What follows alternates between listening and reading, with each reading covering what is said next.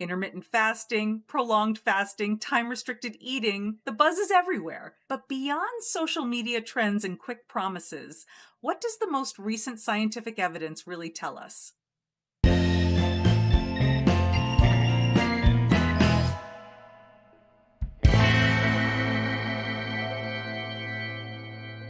In this video, I'm not going to recommend anything. I'm not a doctor, but I will bring the latest data and expert perspectives, both enthusiastic and skeptical, to help you make sense of this increasingly complex topic.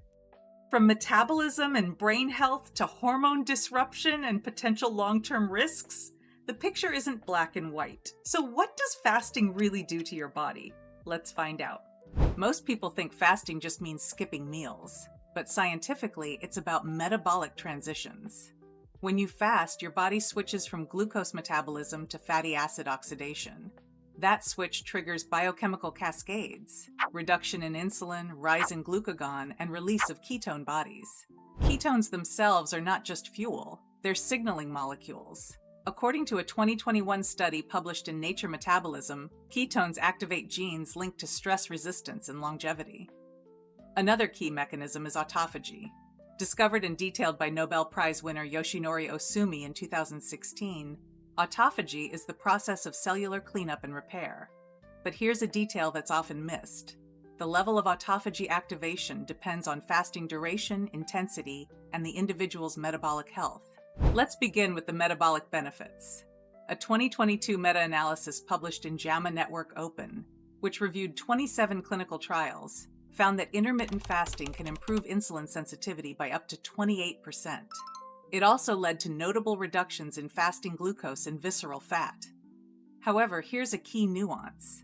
The effects were significantly more pronounced in individuals with prediabetes or metabolic syndrome, and much less so in already healthy individuals. Now let's shift our focus to the brain. A 2020 study in Cell Reports revealed that fasting boosts production of BDNF, brain-derived neurotrophic factor, a protein crucial for learning, memory, and neuroplasticity. But here's what's fascinating. This BDNF spike only kicks in after about 16 hours of fasting. Before that point, ketone levels begin to rise, but cognitive signaling doesn't fully activate. This explains why shorter fasting windows may benefit metabolism, but don't always translate into cognitive gains. Next up, inflammation. Chronic low-grade inflammation is a well-known driver of aging and disease. Fasting appears to have a modulating effect here too. A 2021 study in Science Translational Medicine found that fasting cycles reduced CRP, C-reactive protein, and IL-6 levels, both key markers of systemic inflammation. However, there's a catch. When participants refed with high glycemic index foods, those inflammation markers spiked again. So, it's not just about fasting. What you eat when you break the fast matters too. What about lifespan? In animal models, fasting has repeatedly extended lifespan, but in humans, the evidence is still mostly observational. One of the most important trials we have, the Calorie 2 study, looked at caloric restriction in humans and found improvements in metabolic and longevity biomarkers.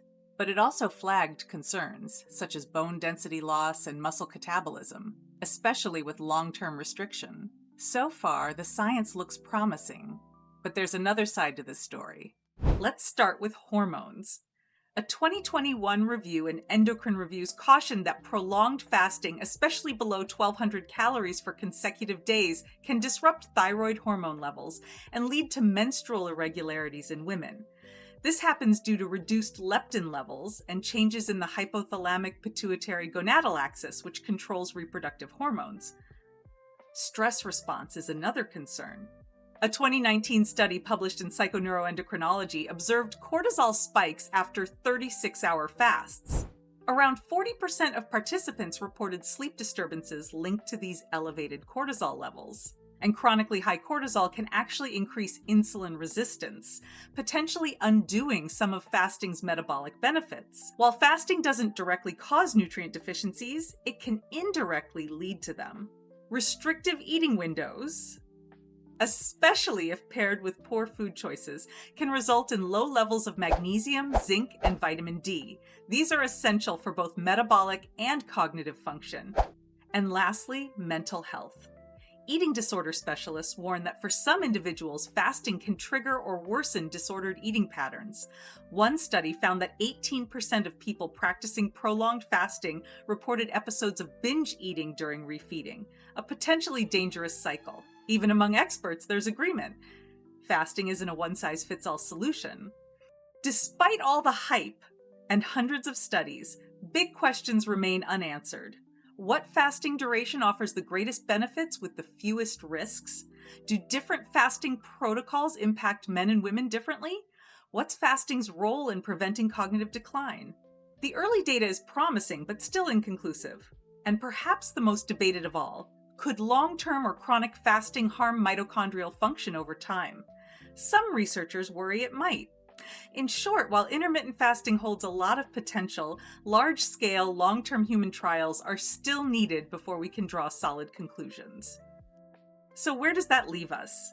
Fasting is fascinating, it's promising, but it's also complex and far from settled. Some see it as the future of metabolic health. Others are concerned about the risks. And truthfully, they're both right. We're not here to tell you what to do, but now that you've heard both sides, we want to hear from you. What's your personal experience with fasting? Do you see it as a powerful tool for health, or something that needs to be approached with caution? Drop your thoughts in the comments below. Let's turn this into an open, evidence-based discussion. And if you found this helpful, don't forget to like, subscribe, and share it with someone curious about the science behind fasting.